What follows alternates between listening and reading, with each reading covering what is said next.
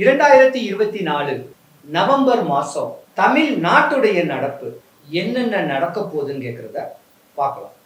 அதிகபட்சமான மழை வால்பாறை, ஊட்டி, கொடைக்கானல், தென் மாவட்டங்கள்ல மழை அதிகமா பெய்யும். மழை சார்ந்த இடங்கள்ல மழை அதிகமா பெஞ்சு நிலச்சரிவு ஏற்படுறதுக்கு வாய்ப்பு இருக்கு. தாழ்வான இடத்துல இருக்கக்கூடிய மக்கள்கள் நல்ல சேஃபான இடத்துல போய் ஒரு மாசத்துக்கு இருங்க.